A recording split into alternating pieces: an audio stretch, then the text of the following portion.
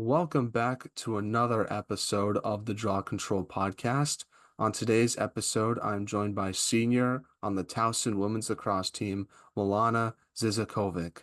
In her lacrosse career, Milana has started in 51 games and has 106 goals, 37 assists, 48 ground balls, 19 caused turnovers, and 118 draw controls so far in her career. This has allowed Milana to receive many honors, including being a CAA All-Rookie selection, making it to the All-CAA Second Team twice in her career, and a All-CAA First Team selection as well last year. So welcome to the podcast, Milana, and how is everything going? Thank you. I'm really excited to be here. Everything's great so far. So obviously, as we can tell from the trees in the background of your Zoom, summer is coming to a close. So how was your summer overall, and did you do anything interesting, whether it was on or off the field? I had a great summer. I was fortunate enough to be home all summer, back in Canada with my family, so I love being around them. I'm also fortunate enough to live right by the Rocky Mountains, so we've done lots of hiking, going up those trails, going to the lakes, and then I also actually just got heart surgery this summer, so that was something that was crazy that happened. Yeah, yeah. Well, hopefully the surgery went well and you'll be back to go by before your first game at fall ball. hmm Should be. It looks to be that way. That's good to hear. That's good to hear. Did you visit Banff National Park? Because that's the only I know that's the big one in Alberta. Yes, I did. Yep. It's only 45 minutes away, so it's super easy to get out there on a weekend, which is really nice. That's awesome. That's awesome. What's like the best trail that's in that park that you can go see? Is it the one with the lake? Because I feel like that would be cool, but I feel like when you see it in photos, it's not realistic because there's all those people I imagine there as well, so it makes it sort of crowded. It does. I really recommend Lake Louise. It does get crowded, but you need to go super, super early in the day. And it's really, really beautiful. Well, outside of just the fun stuff you've been up to this summer, what are some things you've been working on this summer to sort of get ready for the upcoming season? This summer I've been doing lots of box lacrosse. I feel like box lacrosse is you can implement a lot of that game into field. So I've been playing a lot of that this summer. Just doing workouts, shooting, working on getting faster with some like speed work. And then also watching the AU Pro League. We're lucky enough to have our coach Kristen Carr, who just finished up her last season there. So it was really awesome watching her and all those amazing athletes. Now, being a senior this year, what type of leadership do you want to bring to the team? Would you consider yourself more of a vocal leader or lead by example type of player? I consider myself definitely a lead by example player, but I'm trying to be more vocal. We actually talked a lot our senior class together, and we just talked about how it's easy to follow someone who represents everything that they talk about. So we really want to hone in on being someone that anyone can look up to and just putting in extra work, extra film, extra shots. So anything we can do to help bring people up. I assume you've had the chance to meet all the new players on your team for this season. hmm What has Yeah, that they've been been like for you? Sorry. no, it's okay. They've been great so far. The team, we just have such good team chemistry already, so that makes me really excited for what we're able to accomplish later on in the year. So let's transition now and talk about the beginning of your lacrosse career and sort of work all the way up to where you are today.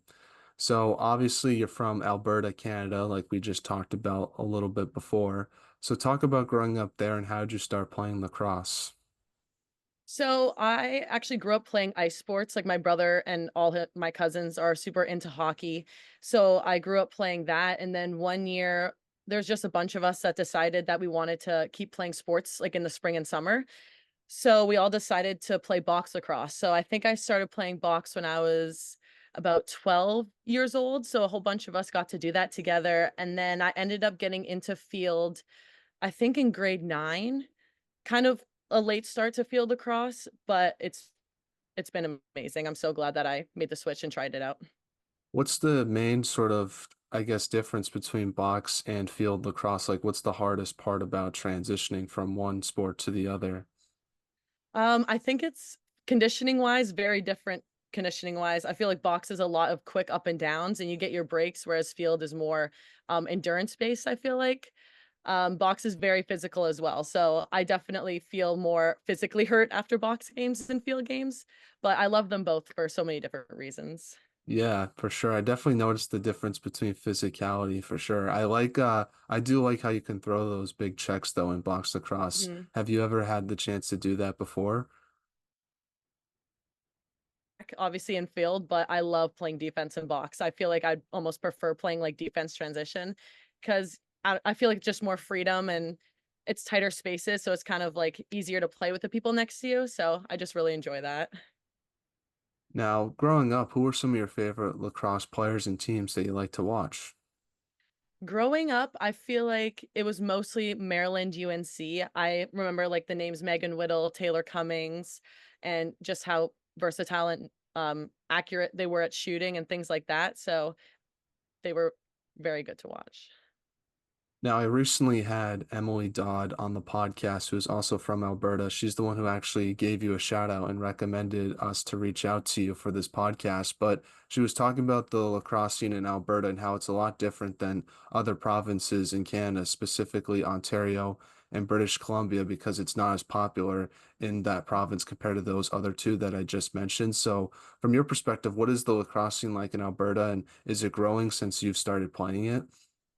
It definitely has grown a lot since I started. I remember when I first started playing field lacrosse, there was only one team that you could be on. So that ranged from girls from grade 8 to like post grad years. So it was just like a whole mix of everyone and a whole bunch of different skill levels. So it was not hard, but it was definitely like a different experience. Whereas I feel like, especially on the East Coast, everyone talks about like all the teams and clubs and things you get to play for. We also don't have high school lacrosse, so it was your club team or nothing basically. So I'm very grateful for the route that I have, traveled with, but it was definitely different. Yeah, and before college, who did you play for, lacrosse wise, and just talk about your lacrosse experience with that team and like what your favorite memory is. Yeah, so before coming here, I played for the club team Elevate. So that was with Bob and Jeff Schneider, and they're amazing coaches and people who really instilled like the confidence in me that I could go to the next level and play, especially because not a lot of girls from Alberta have, and it's not really a common thing. But like, sorry, but like now it's like so much bigger, and I'm just super grateful for those people that have helped me get here today. Yeah, and talk a little bit about how that experience sort of had helped you prepare for college lacrosse. That experience, I feel like our practices, they were very, very tough on us. So they wanted us to have the college experience before college. So they were just everything that we did had a purpose and all our bags were lined up and everything was about like being very good at all the little things and like being good people. So that really prepared me for college and like how I needed to behave and like, picking up after myself and just instilling like being a good person first. I feel like that really prepared me, and then the same with like the tough love coaching. That's what you're going to get in college. Thickened my skin a little bit and like prepared me for what that was going to look like. Now, you were invited to be on the U19 Canada squad in 2018. What was that experience like for you? That was an amazing experience. Anytime you get to put on a jersey to represent your country, it's just like amazing feeling. And that was the first time I think I got to see talent from all sides of the country. So it was really cool to meet girls from, British Columbia or Ontario that have been, playing for longer. And I still can keep in touch with those girls to this day and like watch them through their careers as well. So I'm just very grateful for that experience. Now, talk about your recruiting process to Towson and what made you want to go there versus other schools you might have looked at. My recruiting process, it was hard to play a lot of games in the States. So what we did was we went to the President's Cup tournament and then just kind of compiled a video from there and then sent it out to schools. And I was lucky enough for Towson to reach out and wanted me to go on a visit. And as soon as I came here, I just got that sense of home. Like it was just kind of that feeling. And the team was so great to me, and the coaches were so amazing. And I just knew that I would be taken care of here. So that's kind of where I gravitated towards. Now, once you arrived on campus, what was like the biggest adjustment you had to make to college lacrosse as a freshman? My biggest adjustment was definitely just learning the game of field lacrosse. I had very, very limited experience actually playing because we didn't have many other teams to play where I was from. So I was probably so annoying to Coach Mike. I was in film every single day, just trying to like keep up and learn. But that was definitely the biggest adjustment. Now you get to play in the CAA conference. Talk about what it's like being a part of that conference and just the competition that you face each game. I love being in the CAA. It's such like a gritty and tough conference, especially now. The competition's even more elevated with Stony Brook being in here for the past 2 years, and them coming in here, and with Drexel, Hofstra, all the other great teams. It just makes us have to be better each year, and I always get so excited for CAA play. Now, how have you learned to balance both lacrosse and academics at such a high level? I feel like the biggest thing is time management. I always, anytime I have like an hour or so, I try to get all my homework done before like Friday, just to like have peace of mind, and um not to like stress over it too much, but like there's always like a little gap in the day that you can try to like squeeze things in so that it's not kind of everything at once. Now, what has been the biggest improvement you've made to your game since your freshman year, looking back on it now? I think my biggest improvement would definitely just be playing with confidence and like knowing the game a little better. I feel like my freshman year, I felt like I was always overthinking everything and like trying to be in the right place at the right time. Whereas now I definitely feel more relaxed, which has made me play even better. What's been your favorite memory with Towson so far? I think my favorite lacrosse memory would be my freshman year when we were in the CAA championship against Drexel. Even though we ended up losing that game in overtime, we were down, I think 7-1 or 8-1, like in the first half. And we were able to come back and make it an overtime game. And I just remember being so proud and like inspired by the girls in that room that we didn't give up. And it would have been easy to just kind of throw in the towel, but we didn't. And I feel like I carry that game with me till like to this day. Yeah, well, talk a little about what you sort of learned from that experience and how it's helped the team in the past 2 years since you've been with them. Um, what I've learned is that, in the game of lacrosse, it's a game of runs. So there's really until like the end of the game, there's always a chance to come back and there's always a chance to fight. So if you have a team of girls that are all willing to buy into that and get it done, like it's very, very possible. And that's super, super inspiring. Now, thinking about the upcoming season, what are your team's goals and expectations? I think our goals for this year are pretty high, especially coming off a not so perfect year last year. I think everyone definitely is motivated to be in that CAA championship again, and hopefully to do well, but we are super, super excited for this year. Is there anything individual you want to see yourself accomplish for next season? Individually, I just want to, for my last year, play the best that I can and try new things and to not be afraid to make mistakes because everyone's going to make mistakes. So just to play free, have fun, and hone in on like the smaller skills that need to be tweaked. But yeah. Now, one thing I've noticed about you, just looking at the film and the statistics, is how versatile you are as a lacrosse player. I always find it impressive when, you have good attacking stats and defensive stats as well. So my question is, how do you work on that versatility, especially as a midfielder?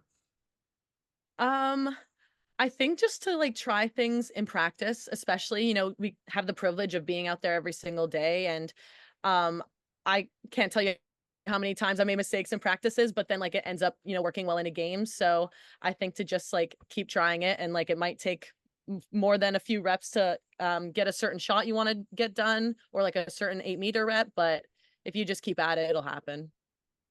Now, you're also very good in the draw control circle. So my question is, how do you work on draw controls? And one thing I also noticed about you is you're one of the tallest players on the team. So how do you use your height as an advantage in the circle? Um For us, like our coaches always tell us to embrace like the grittiness of the circle and how it's such a mindset. So it's not always going to be pretty, it's not always going to be clean, but you just need to be someone who's willing to step up to the line and like do whatever it takes to get that ball. It's kind of like its own game within the game. So I love being on the draw and being on the circle and getting to be in that battle. And then I also love my height for the circle as well, because when balls go in the air, I just try my best to box out and then get my stick in front of people. So we're now in a segment I like to call five questions that have nothing to do with sports. And the goal of this segment is to hopefully get to know you a little bit more off the field. And I'll give you some of my answers during some of these questions so we can have a fun conversation. So the first question I have for you is if there was a movie made about your life, who would you want to play yourself?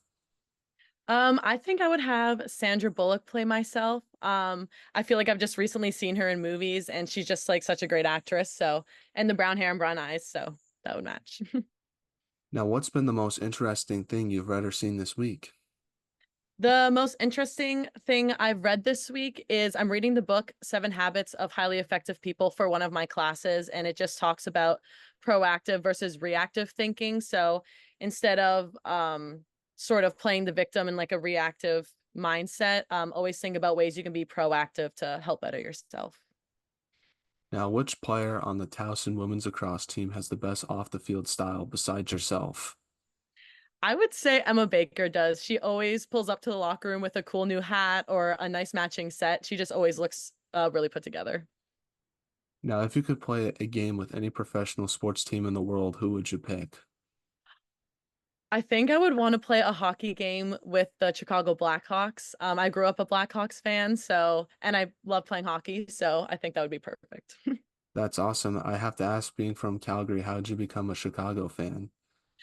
I think my dad was always a Chicago fan. He's from Toronto, so it doesn't make sense either, but he was just always a Chicago Blackhawks fan, so I think I was just brought up that way. Well, I would have a similar answer to you. It would be playing a game with the Bruins. Mm. I think they're my favorite NHL team, and it would be super cool to get the chance to play with them. Hopefully against Yeah, the Blackhawks, and me and you can go on a face-off together. That'd be fun. there we go. That'd be awesome. Now, last non-lacrosse question I have for you is what is one item on your bucket list that you hope to accomplish one day? I've always wanted to go travel and like go to Europe. I haven't been out of the continent yet, so hopefully maybe after I graduate, I get to go do that. Mine is sort of similar to yours, travel, but stay in North America and see some of the national parks, whether it's in the US or Canada. I think that would be a lot of fun to look around at. Yeah, that'd be beautiful. Now, getting back to some lacrosse questions now, the first one I have for you is what should be done to help grow women's lacrosse from your perspective? I think we've been doing like as a community a really good job of like starting to really promote lacrosse, and especially now with the AU Pro League, just like keep promoting it, and especially also like with what you're doing and just getting athletes out there and the name of lacrosse out there. And then to grow it like back at home in Alberta, I think just keep sending kids and having them come back to like coach in the summer or come back home after they graduate and coach permanently, just to really inspire the next generation that they can go do something like that. Now, speaking of the next generation, what advice would you give younger lacrosse players who want to be in the position that you are in now? I think my best advice would just always do your best at like all the little things, and like the big moments will add up. Like if you take the time to really look at extra like film practice, practice different shots, anything like whether that's like conditioning, speed work, if you take the time out of your day to just do something towards that goal, it'll end up I think it'll end up happening. Now, before we end off this interview, do you have any shout outs you want to give, and who should we have on the podcast next? So, someone that should be on the podcast next, I think, my teammate Shannon Sullivan. I think she has a really unique and interesting story. She's also an amazing leader on our team and one of the best defenders I've ever had to play against. So I'm very grateful that she is on my team. And then just like a shout out to all the people in my life that has made even this interview possible, like all my coaches, like Coach Mike and Sonia LaMonica, Coach Kristen, my coaches back home. Just like very grateful to have been surrounded by these people who have shaped me into the person I am today, because there's no such thing as individuality in a team sport. So Well, I just want to say thank you so much, Milana, for coming on the podcast. I really appreciate your time. I think you're a great player and an even better person, and I just want to let you know that. And obviously, I wish you and your team nothing but success for the upcoming season and for health as well. So, thank you again for coming on, and I really enjoyed our conversation today. of course, thank you.